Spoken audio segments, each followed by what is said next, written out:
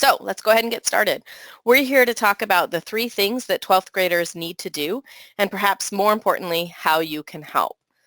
But first, allow me to introduce myself. My name is Adrienne Enriquez, and I'm a program manager with Oregon Gear Up. If you're not familiar with Oregon Gear Up, we are a federally funded program whose goal is to support low-income students in preparing for and succeeding in higher education. We work with specific rural schools to create college-going cultures using a research-based model. But in addition to our work with these specific schools, we sponsor several statewide initiatives. My role with Gear Up is focused on our strategic partnerships and these statewide initiatives. Among them are the 3 senior year events we'll be talking about this morning. But speaking of those statewide initiatives, in addition to the 12th grade events that we're going to talk about, we've also developed a student and family-friendly website to help prepare students for education after high school. And this is where you can find key information about going to college in Oregon, where you'll find our It's a Plan college checklist from middle school through college students, and it's where we keep all the information and resources you'll need to plan your senior year events. So if you're interested in these senior year events, OregonGoesToCollege.org is the place to be. Before we get too far into the events, I want to be very clear about something we think is pretty important. Throughout our time together, I'll be using the word college. And it's important to know that whenever we at Oregon Gear Up say college, we mean any type of education or training after high school. College is our shorthand because post-secondary training or education is awfully lengthy and doesn't fit well on a t-shirt. Many of our resources are useful for educators who work with students as young as middle school all the way through those enrolled in college. But we know that 12th grade is a particularly important time because it is, after all, the transition point between high school and college. In addition to continuing to keep up with their academic and extracurricular commitments, seniors need to take very specific steps to ensure their post-secondary plans happen. So after they've completed their college search, they need to apply to the colleges they've determined could be a good fit for them. Then they need to figure out how they're going to pay for it. And finally, they need to make a decision about where they will go. You've almost certainly discovered what we did. These steps aren't always as simple as they sound. In fact, students frequently need help to take each step. And that's especially true for students who have been traditionally underrepresented in higher education, low-income students, and those who are the first in their families to go to college. We know you're doing everything you can to help students accomplish the required task to take these steps. And our goal is to help you do that. So we sponsor 3 senior year events. We provide planning resources, technical assistance, and statewide camaraderie to ensure that Oregon students are ready for education after high school. All of the events are free to participate in, and most schools tell us that they spend very little and often nothing to host the events. The events are aligned with the 3 key steps.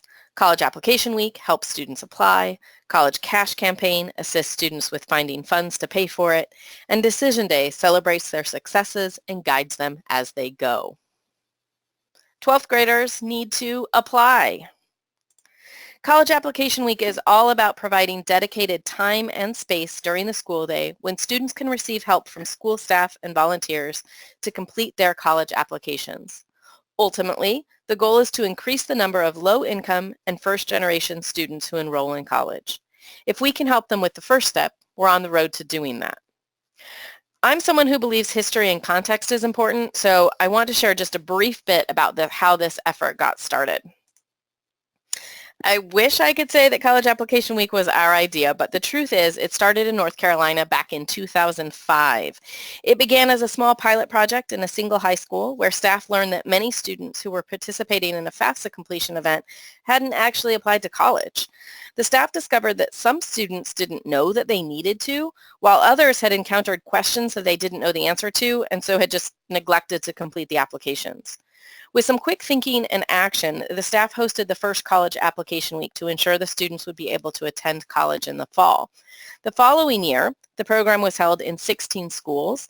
By year 4, the program had begun to spread to other states around the South, and then in subsequent years around the rest of the country, with every state in the nation participating in the American College Application Campaign currently. Oregon was among the early adopters. We piloted our first College Application Week in 2012 with 7 high schools and community-based organizations located around the state. But since then, we've grown. We've grown to include more than a third of the high schools in the state. We ask host sites to ensure that all 12th graders are invited to participate, and we know that on average 55% of them do. The statistics that I'm about to show you all come from November 2017, so the most recent year. Each year, the number of participating students as well as the total number of applications submitted during College Application Week rises. While we ask schools to ensure that all students are invited to participate, you'll recall that a specific goal of the programs is to increase the number of low-income and first-generation Oregonians who enroll in college. So, we pay special attention to the numbers of students participating who are among those who have been traditionally underrepresented on our college campuses. We are pleased to note that each year, schools are successfully reaching those populations and increasing application numbers among them. But perhaps more importantly, we know that the program is reaching students who might not make the effort to apply to college without the extra nudge this program offers. More than 3/4 of the students who submit an application during College Application Week are doing so for the very first time.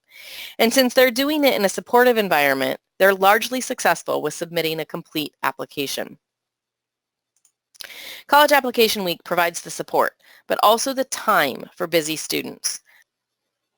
So, now that you're convinced that College Application Week is the bee's knees, what does it mean to host an event? First, it's important to know that with all 3 of the 12th grade events, we operate under the assumption that no 2 schools are exactly the same, and therefore no 2 events will be exactly the same. We have a few key expectations of every site, and we offer planning resources and technical assistance to help sites host an event that makes sense for them, their students, and their community. The first couple of expectations are about timing. For the past several years, the governor has issued a proclamation that November is Oregon Goes to College Month, and this is also the official month designated for your College Application Week activities. Sites may choose any day, days, week, or weeks during the month to host their events. And you may be wondering why November? That's actually a frequently asked question and one we revisit every single year to ensure that we're continuing to meet the needs of students and communities. But what we discover is pretty simple. First, only 2 colleges in the state have a priority or early decision deadline on or before November 1st. So for the vast majority of Oregon colleges, universities, and students, November really is the right time.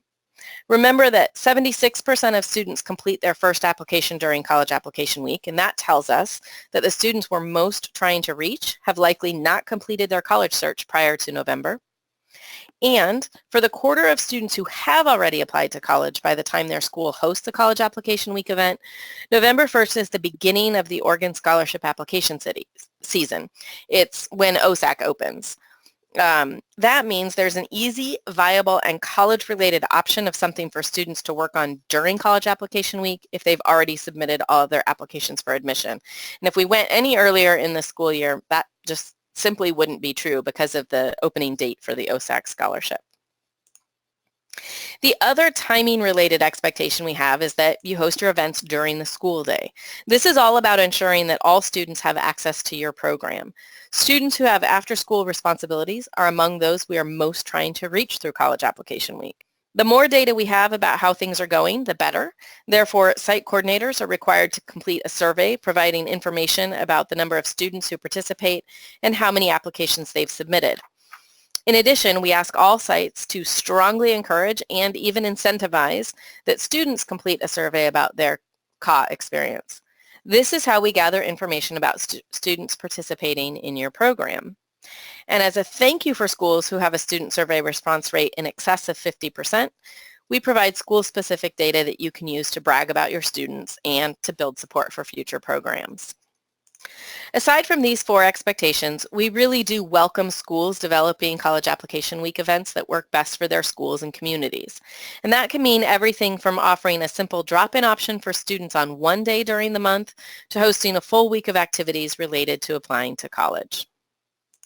We've seen successful events in schools where every English class heads down to the computer lab for one period to work on applications, and we've seen success at schools where the coordinator has made an effort to determine which students haven't yet applied to college and then sent them a pass to leave class and head to the library to work on applications. We know that best practices for successful events include inviting volunteers, both those from the community and those from the colleges and universities. Community volunteers are great for welcoming students, providing encouragement and answering questions. And college volunteers can help with those things, but also by providing workshops. Some schools have even found success hosting a small college fair during their college application week. Other schools use the time for their on-site or instant admission sessions with four-year universities. This often adds an extra celebratory air to their events. In other words, the real message is that there are many right ways to host College Application Week, and that's why we provide planning resources. The Coordinator Handbook is chock full of best practices for hosting an event, including many ideas that we know have worked right here in Oregon. The handbook is downloadable from the Oregon Goes to College website. That's also where you'll find an easy-to-use planning checklist like you can see on the left-hand side, as well as downloadable tools, resources, and templates for your event. Note that the handbook, planning checklists, online resources, and a regular coordinator newsletter are also available for the other two senior year events as well. Official sites, by which I mean those that have registered to host events, will also receive promotional items for all three events. These include posters and I applied stickers that can be used for fun and celebratory displays during your event.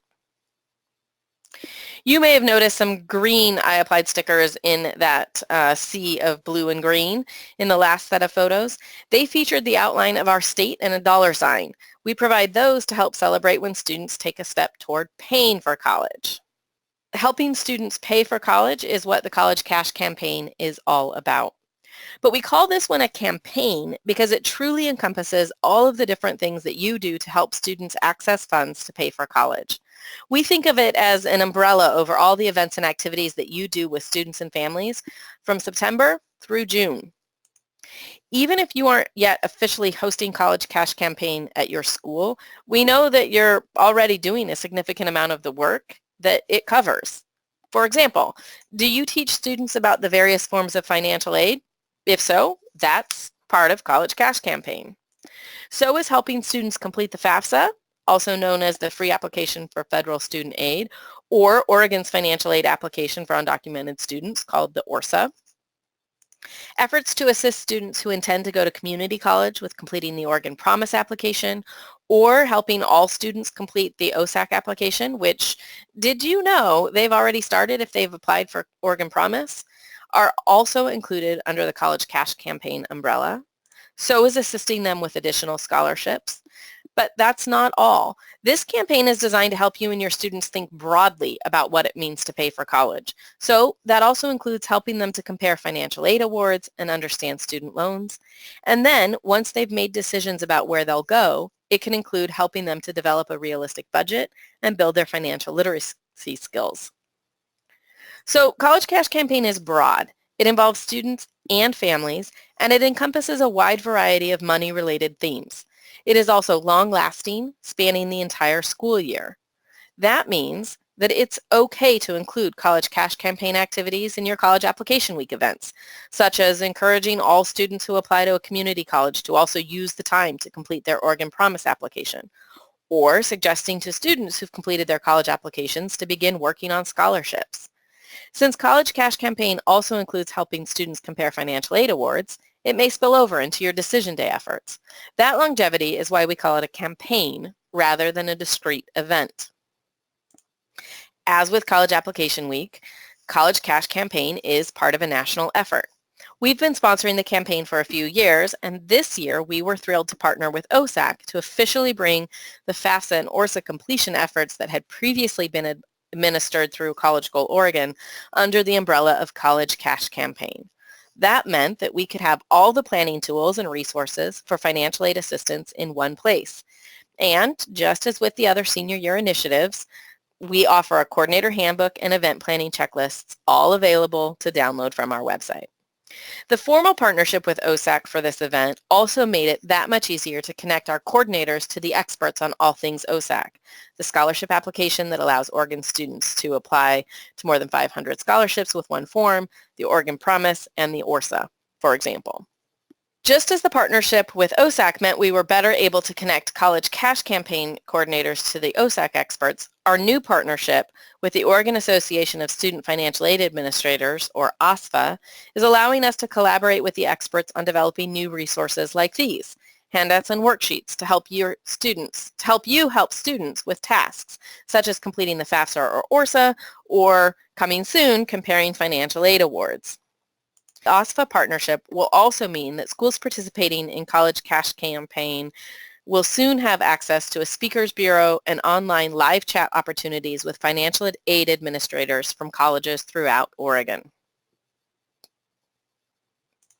Regardless of which of the 6 key paying for college things you're helping students with, using the resources available in the College Cash Campaign Coordinator's Handbook or that page of our website will help you increase the bags of money your students will have for college. And once students have applied and been admitted to college and accessed the funds to pay for it, they make the decision about where to go. Decision Day is the statewide initiative to celebrate those decisions and to inspire younger students to begin making their own plans for post-secondary education.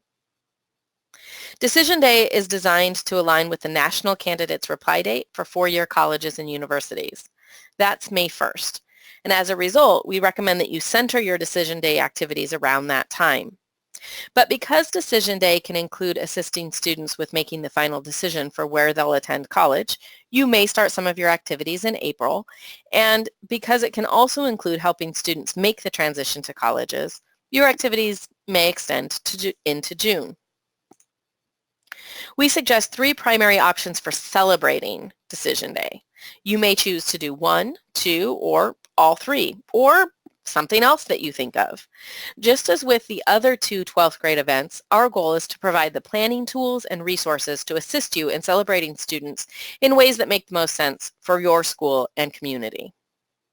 For Decision Day, we recommend some combination of showing off your students' accomplishments through a visual display, actively asking students to demonstrate a commitment to the college or university they plan to attend, or hosting a grad walk at your feeder elementary school or schools. The research tells us that if we want to build a college-going culture in our schools, we need to actively do the work of creating culture. Culture includes what we see, what we hear, what we do, and what we believe. Decision Day is a prime time to provide the eye candy of the what we see portion of culture creation. We've seen schools create visual displays that include everything from asking students to sign their names on a chalkboard to posting photos of students with a sign stating their plans for the fall. Other schools have posted college admissions letters for seniors who want to share them, and others have created more permanent displays of college pennants with plaques underneath naming alumni of the high school who have attended that college or university. This month, we'll be sending out our Decision Day mailing to sites that have signed up to host events. In addition to the Decision Day posters, we'll be sending 2 maps, one of all the colleges in Oregon and a U.S. map, along with map tacks. We'll be encouraging schools to use these as part of their visual displays so that seniors can physically declare where they'll be going next year. College signing days offer the opportunity for students to verbally declare where they will be going. Originally, the purview of future college athletes, signing days were made popular for all students when former First Lady Michelle Obama sponsored the Better Make Room initiative. Through her efforts and those of her staff, thousands of high schools around the country began hosting signing day events. Oregon's Decision Day efforts are part of this national movement, and we encourage all schools participating in our efforts to sign up for the National Registry as well. But of course, just as with all of our 12th grade events, you can go as splashy or sedate as you want. The goal of a signing day is to provide an opportunity for students to declare, in front of their peers, and maybe their families and younger students, what their plans for the future are. Some schools will ask students to walk across a stage and verbally state their intentions. Others may ask students to sign a statement declaring that while they love their high school alma mater, they're ready to transition to the next step of their educational journey. Grad walks are also trending around the country, and it's not just because they include the cute kindergartners. It's also, and more importantly, because they can be part of building a college-going culture in a community. The idea behind a grad walk is for the graduating class to walk in full commencement garb through the halls of their elementary school. Younger students line the hallways, cheering them on, giving high fives, and sometimes even getting a hug from the cool teenagers. The goal is twofold: reminding the graduates how far they've come, and giving them an opportunity to inspire those who are coming after them to plan for their own futures. Grad walks are by nature celebratory, but they can also be reflective, and they can be as simple as the walk, or they can include opportunities for the graduates to connect with their former teachers or to offer words of wisdom and encouragement to younger students. As with each of the other two 12th grade events, we provide planning tools and resources to help you accomplish the goal of celebrating your students' plans for the future. If this all sounds good to you and you'd like to host these events, you can sign up to be an official site if you haven't already done so on our website at OregonGoesToCollege.org/events. And now we have time for questions. Looks like another question. Some schools have teachers who are concerned about time taken from class, and how do you position this? And how do you navigate, an administration of a school who has a very diverse population economically and ethnically with different outcomes?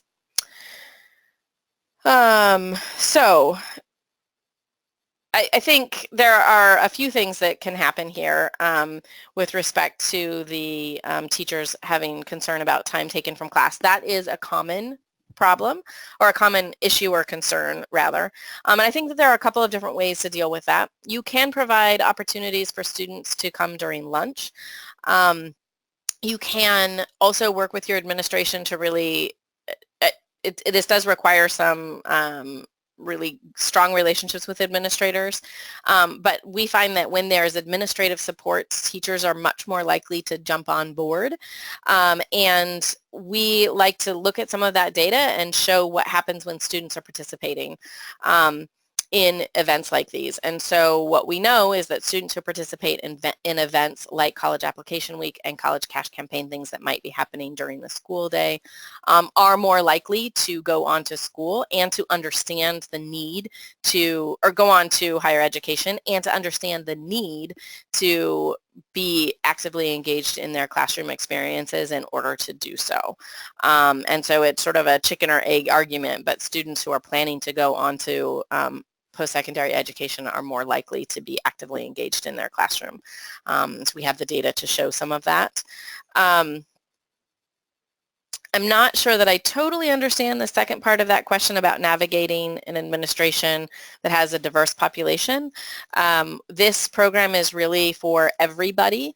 The intent of the program was designed to help reach students who may not have the support in terms of parents who are knowledgeable about the process at home, but it really has been shown to be something that is useful for all students. And so while we have an intention of reaching a specific group of students, it is among those kinds of activities where the best practice for underrepresented students is actually best practice for all students. I hope that that answers the question that you had. Okay, so many applications require essays, and we encourage students to have these reviewed by an adult. Is this event geared more to just getting the application process started or actually completing the full application during this event?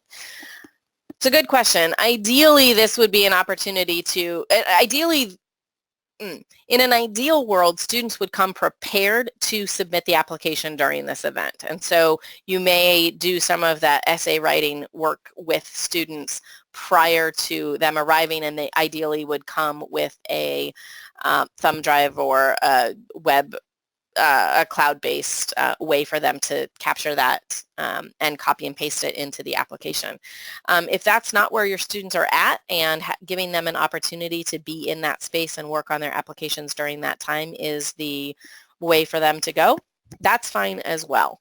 But in an ideal world, this is an opportunity where they're actually submitting their applications during that time, and they have come prepared knowing where they will apply and having the different materials necessary to do so. And the resources that we have, the planning resources that exist, all point you to ways to help students do those things prior to coming to the program or the event that you host. There you go. Otherwise, thank you, and I will look forward to working with you in the future. Bye, everyone.